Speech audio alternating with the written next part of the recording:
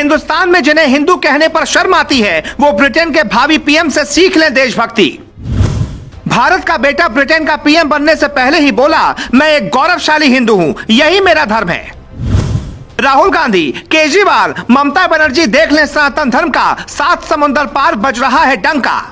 आज की यह रिपोर्ट आपको साल 2022 की सबसे अच्छी रिपोर्ट लगेगी, इसलिए आपको यह रिपोर्ट पूरी सुननी चाहिए।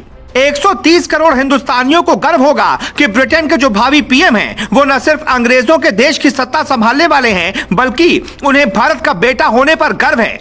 उन्हें गर्व है कि उनका परिवार सनातनी है, उन्हें गर्व है कि वो हिंदुस्तानी हैं। एक बयान देकर मोदी योगी के बाद तीसरा नाम दुनिया में ऋषि सुनक का कैसे जुड़ गया है, ये भी हम आपको बताएंगे।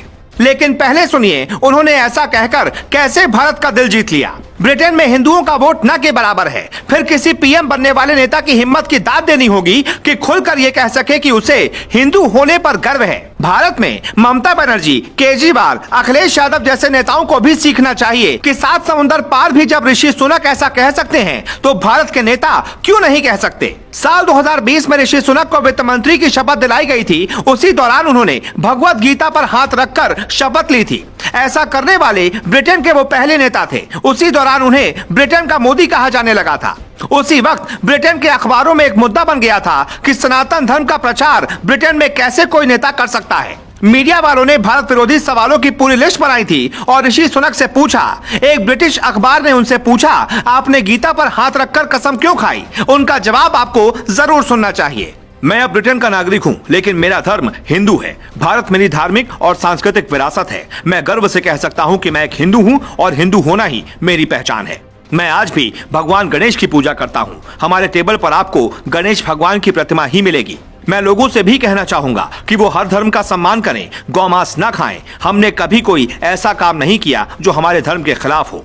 ऋषि सुनक को देखकर कुछ ऐसा लगता है जैसे सालों पहले मनोज कुमार एक फिल्म में एक अंग्रेजों के देश में जाते हैं तो लोग उन पर उनके पहनावे और शराब सिगरेट न पीने पर हंसते हैं, लेकिन जब वो एक गाना सुनाते हैं तो विदेशी देश के लोग सन्न रह जाते हैं। और वो गाना था ये, भारत का रहने वाला हूँ, भारत की बात सुनाता हूँ। कुछ ऐसी ही कहानी है ब्रिटेन के भावी पीएम ऋषि सुनक की। पंजाबी खत्री परिवार में पैदा हुए सुनक ने भारत में बहुत कम वक्त बिताया है, लेकिन सुनक का भारत प्रेम उन लोगों की आंखें खोल सकता है जो घर छोड़कर जाते हैं, विदेशी बन जाते हैं। लेकिन इस हिंदू धर्म से प्रेम की एक खास वजह भी है, वजह ऐसी जो सुनक आज भी याद करते हैं। कुछ भी हो जाए, कितने भी बड़े इंसान बन जाना, कभी दादा के साथ हुए अन्याय को मत भूलना।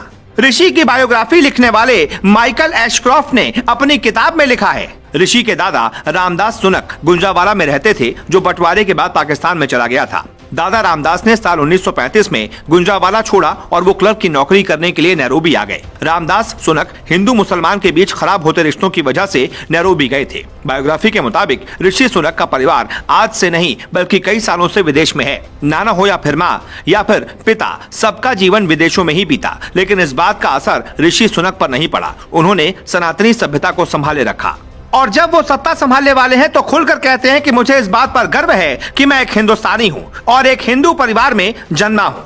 ब्रिटेन या किसी भी देश में भारतीयों के रंग, पहनावे, उनके स्वभाव पर कुछ अंग्रेज हमेशा सवाल उठाते रहते हैं। ब्रिटेन में पिछले कुछ सालों में सनातन सभ्यता की तरफ लोगों का लगाव बढ़ा है।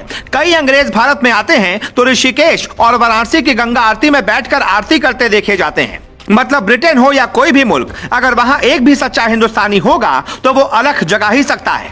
भारत के कारोबारी और जानी मानी आईटी कंपनी इन्फोसिस के संस्थापक नारायण मूर्ति के दामाद हैं, जो भारत के किसी भी व्यक्ति के लिए गौरव की बात होगी। लेकिन आखिरी में हम आपको सबसे जरूरी बात बताते हैं। ब्रिटेन एक ताकतवर देश है, वहां भारत का जलवा कम नहीं है। ब्रिटेन के पूर्व राष्ट्रपति कुछ दिन पहले भारत आए थे तो बुलडोजर के साथ तस्वीरें खिंचवाई थी, जिसके बाद खूब बवाल मचा था। लेकिन उन्होंने ऐसा इसलिए किया था ताकि वो संदेश दे पाएं कि वो योगी मोदी के साथ हैं और मोदी योगी का एक बड़ा जन समर्थन ब्रिटेन में भी है।